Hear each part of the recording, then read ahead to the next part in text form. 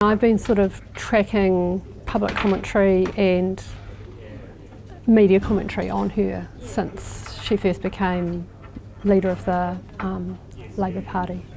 Yeah. And yeah, the Jacinda mania was, I guess it was a media term, but it's a gendered thing, the notion that somehow people being enthusiastic about a leader who happens to be a woman is some kind of manic state that deserves to be kind of treated with, you know, some level of, oh, that's a bit strange. So we shouldn't call it Jacinda mania? Well, I don't know that people are in a Jacinda maniac state anymore. If they are, it's gone to a very dark kind of way. But I think we want to be concerned whenever we see essentially gendered analysis, gendered terms applied to women leaders in a way that doesn't get applied to men. And right from the beginning of her tenure as Prime Minister, because then she came out, when she hit all the headlines because of gendered things, right? The youngest Prime Minister we've ever had, or she was the youngest female Prime Minister in the world, or then it was a focus on her pregnancy and, oh, she's a geriatric pregnancy and, oh, who's going to look after the country? Well, she's got to be a mum, can she do both? Yeah. I mean, it dogged her, and when I say dogged, but it was a big theme of her entire Prime Ministership. Yes, she could never be regarded as, if you like, just another leader. There was always this, you know, emphasis on the fact that she was a woman doing womanly things like having babies, while also being in power, and that was such a challenge to all people's preconceptions about who leaders are and what leaders do, that it kind of attracted attention. But it's not ever something I thought that you heard her trying to speak up a lot about, of trying to say, well, you know, it's so cool that I'm a woman doing this. It's just like, I'm a mother doing this. There are lots of other mothers that have these challenges. So she's trying to draw that connection, but not make a big meal out of it. Yeah, a lot of focus was on her being, a woman and stuff, but it was a big deal for her as well. Like, she was on covers of magazines, and that was a huge part of her brand. Or is that just not how it actually panned out? I mean, I think we know that how women with public profiles, particularly women in politics, generally get presented in media purposes, will put a lot of emphasis on their appearance, on their clothes, their dress. There's a really famous article, I think it was the Daily Mail in the UK, when Nicola Sturgeon met with Theresa May, both heads of state at the time, talking about Brexit, and the headline was "Forget Brexit, it's Legxit," and it was all about, a shot with their legs and their shoes and all that kind of stuff. And it's like just diminishing their authority and their credibility as heads of state by drawing attention to how do they look as women, though. That's the thing that really matters, is are they being nice women, behaving how nice women are expected to behave. Let's get back to Jacinda. Leadership with empathy and compassion and kindness on such a big stage, it's kind of unusual. Yes it is. And so for most people, their kind of mental model of a leader, if you ask them about it, it's like strong, tough, decisive, bold. You might also get these days some people saying, yeah, empathy, communication, caring for people. But for the majority, it's still that kind of strong, tough thing, which then connects and overlaps with people's ideas of how men are supposed to be conventionally. And so they end up basically having a mental model of a leader as a man. In the same way, if you ask who are nurses, most people say, well, women are nurses. So, that same kind of thing. And so when women get into leadership, people are a little bit unconsciously suspicious. This seems a bit odd. I'm not quite sure about this. And when they start then behaving in ways that aren't fitting with the conventional leader prototype, it's like, oh, that's even more strange. I'm not sure I like that. But if women try to behave according to that masculine stereotype, then they're, the Iron Lady. So the double bind that women leaders face is either on the one hand you can be liked but not respected. You're liked because you behave how a woman should, you smile, you're polite, you're kind, you're caring, but you're not seen as an effective leader. Or you play to the masculine stereotype and you might get respect but you're not liked. You're not a nice woman. And that's just the tension that all women in leadership are challenging now. Ardern was actually trying to do both, I think. So she was trying to, articulate that there are social benefits that come from kindness and empathy. That the world would be a nicer place and that leaders have a role to play in that. But she was also actually very bold and decisive on a lot of things, especially in a crisis. So she was actually doing both. And so I think that was particularly confounding for people, as here she's doing this, pretending to be a nice woman, as they would see it, but at the same time making these really bold decisions that were impacting on people's lives that they didn't like. And so all of that just kind of swells up as something very wrong here with this woman. So if a man was in charge of the country, if a man was a Prime Minister during that time, and it was a pretty tumultuous time when we had March 15 and Whakaari and COVID, would they have experienced the same vitriol as Jacinda has? I think so. There's clearly some decisions that we can see across many countries people were resistant to. So extended lockdown decisions by both men and women leaders encountered resistance. Strong advocacy for the value of vaccines or pushing towards vaccine mandates, that encountered strong opposition for both men and women leaders. But the narratives tended to be different, I think. For the women leaders, the kickback was much more around their gender.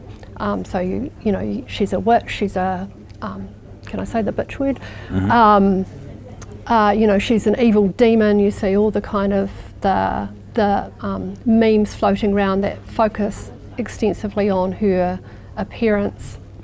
So you get all of that. But I think the other thing is that there's no counter-narrative that says actually what this is bold and decisive leadership, which is what we expect of leaders in a crisis. Whereas for some of the men, that's what they were able to hold on to. It was much harder to create that narrative for the women. So was it, no matter what she had to encounter, was it fait accompli that she was going to be tarred with this brush and like an underlying misogyny or sexism was to blame for it? I mean, it was always going to be tough because they were difficult decisions, and people were going to feel unsettled by any government acting in ways that were imposing on their daily lives. But the particular form that it took, I think, was very clearly gendered, and the sort of intensity of hatred seems to me to be linked inextricably to concerns about gender. Yeah. And a lot of people who are either anti-vax or they're anti-three waters or anti a lot of the policies that her government tried to do, is that just veiled sexism? It's possibly so veiled to the point that they may not even recognise it for themselves. Right? So this is the challenge. Is you can say to people, actually your behaviour is sexist and misogynist, and they say, but I'm not a sexist, I'm not a misogynist. And it's like, yeah, but you're behaving like one. And that's, in the end, that's what counts, right? Is the behaviour has that impact. We go online and we see that stuff happening, they're mobilising others to act that way. So only people know what sits in their hearts, but when you behave like a sexist and a misogynist, that's what we're going to call it. So yeah, that's clearly part of it. Just while you talked about the witches and stuff like that, in the parliamentary protest or occupation in the beginning of 2022, what did you make of the nooses and the gallows and some of the effigies? Yeah, really shocking that that kind of stuff can happen in a public space.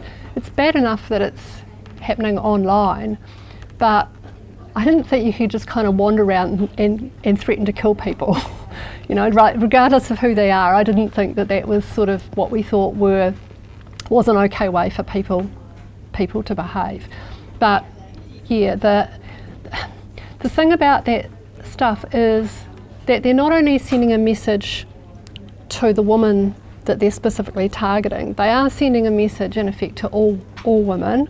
Watch out, if you also misbehave, i.e. speak in public, have a view, be assertive, you will get the same. And we see that consistently. Sir Ashley Bloomfield talked about how the level of vitriol he got compared to his female colleagues who actually had a lower profile than him was quite disproportionate. So they got a lot more than he did. We saw women journalists talking about that they were getting a lot more. Women academics were getting a lot more. So we do have a problem here that whenever women speak assertively in public from a position of authority, of expertise, some people just go, I'm not having that, she needs to be taken down. Wow, so men just can't handle women in power? It's not only men. It's definitely not only men. So why do some men and some women hate women in leadership? Is it just, it's to do with those expectations that we have about how men should behave and how women should behave. And whenever someone breaches those expectations, they get subject to some kind of social policing. Okay? It might just be within their immediate circle of friends, don't be a bitch, or it happens online, or it happens in public spaces. But the way the research on misogyny has developed in recent years is less thinking about it as this kind of pathological hatred of all women, but more that it's a way of policing gendered norms. Right? So in that sense, if a woman sees another woman and goes, dressing like a slut, are we? That's misogyny, okay? Because she's trying to police that woman to behave with what she understands are how women are supposed to behave, which is an impossible set of standards. We're supposed to always be young, sexually available, always attractive, always thin. For women of colour, they get the double dose of racism on top. And so it's because people are feeling threatened that here's this woman, and in the case of Ardern, a very high profile, a very powerful woman, getting in their face as far as they're concerned, telling them things that they don't want to do.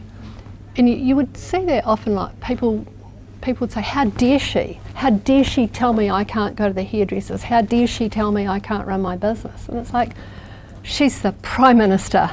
That's why she dares it. It's her job. And she's running the country in a crisis, having to make extraordinary decisions. So stop taking it so personally as if she's trying to get at you. She's trying to run a crisis. Not every decision's going to be perfect. It never would be under any leader. But people take it as a real personal affront that she is behaving in ways they don't think women should be allowed to. At the beginning of 2023, it's when Yes. Jacinda Ardern resigned. Yes. Do you remember that day? So, yeah. Where were you when you found out? I was working at home, and I actually got a call from a journalist to tell me, wanting commentary, and I'm like, okay, so yeah, it was out of the blue. But I think what I was most struck about actually was the reaction over the next few days. So firstly, you saw all the celebrations. The witch is dead. So we're literally using a centuries-old misogynist trope. The people that had the party at the bar where they had an image of her body being fed into a wood chipper. I remember that. But I also remember some in the media trying to just say, all of you people who are saying actually this was, at least in part, affected by all the misogyny to which she was subjected, and trying to say, no, it's because actually she made all of these controversial decisions. It's really her fault that she lost popularity. And to me, at the point that we are trying to justify misogyny by saying it's somehow the woman's fault, we are just actually being misogynistic again by using the old defence of rapists and domestic abusers everywhere. She was just asking for it. Nobody asks for that kind of abuse. It's not okay. It's not okay to threaten, to rape, to kill, people. It's a failure of a capacity to launch an argument. It's a failure of any commitment to the ethics of living in a democracy when you resort to violence. So none of that should be excused. It's fine to say people have opposing views on a policy, but let's actually debate the policy.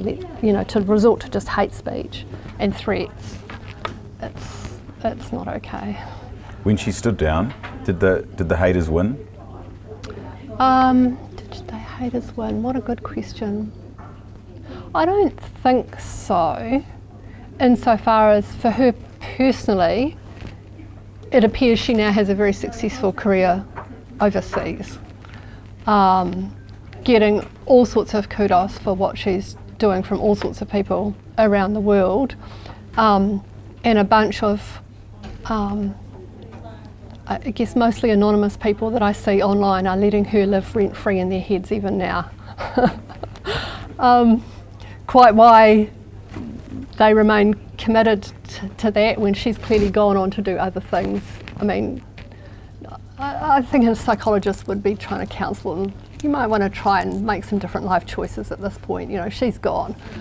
But I mean, she's continued to I guess have a high public profile, not go into hiding in that sense. So I don't think they've won in that regard. And I mean, she can't really come back to New Zealand without being abused and stuff, and she doesn't have the protection anymore as a former Prime Minister. We don't get that in New Zealand. So she kind of, yes, she's gone on to have another career, but she's living in America. Yes, yeah. Is it a shame that she can't come back here? Yeah, I think that is a shame. And I think it's more than a shame, it's inexcusable. It's just not okay to go around threatening violence against people. I mean, that should not be a controversial claim to make. If we all just did that, society would fall apart. So, and abuse is one thing, but when you're threatening violence against people and you pose a credible risk in the eyes of police and security, you are impinging her human rights at that point, all the time while claiming, victim status that somehow she affected yours. It's been 2 years since she resigned. Why has that hate endured? So what I think we can see from other research is that a lot of people who are enmeshed in that really strong hatred of Ardern are also caught up in a conspiratorial set of beliefs.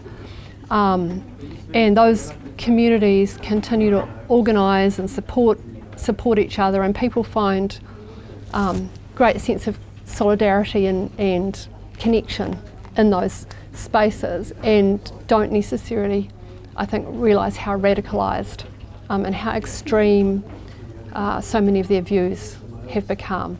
So we've got a whole bunch of community building happening in that space, which we should be alarmed about, because there are clearly extremist views being promulgated, and that poses an ongoing threat, I think, not only to other women in politics, but potentially people in politics more generally at local and central government. And we don't, for democracy to function well, any person who wants to be able to stand for office should be able to do that without fearing that their life is going to be made a living hell by threats and persecution and harassment.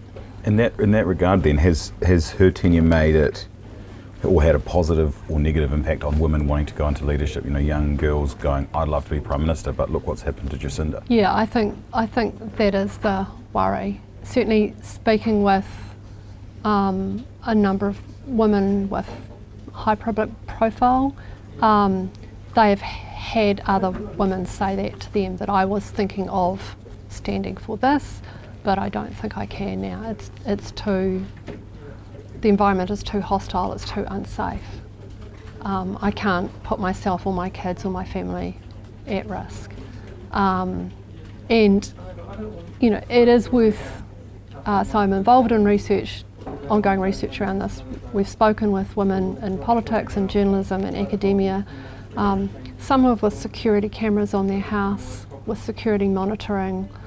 They have weapons of self-defence that they carry with them because they are so routinely subjected to threats. This didn't only happen to Ardern. And again, for women of colour with a high profile, the racist and gendered abuse they get is just horrific. So yeah, we have got a real problem. In many ways, the haters have one. So it's clear their target, their goal, I think, is to drive women out of public life, back into the kitchen, docile, submissive, don't say anything. I think we've made too much progress for them to achieve that aim,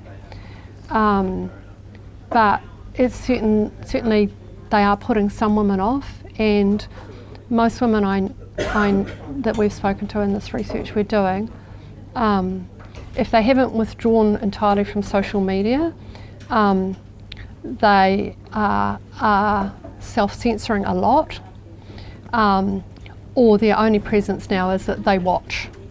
They don't participate because the pile-ons are just too destructive. Yeah. And just a last question, Suze, what is her legacy? History will need a bit more time, I think, to really know. I think that obviously there were a range of policy objectives that she wanted to advance and she didn't achieve, and that's going to be part of the legacy. Part of it was the resistance, but I think her crisis leadership approach around those three big crises, March 19, Whakaari, and COVID, really do stand up to international kind of comparison incredibly well as a style of crisis leadership that was bold and decisive, but wrapped that in so much care for people that it held people together in really difficult circumstances. And I think a lot of people still remember that. Yeah.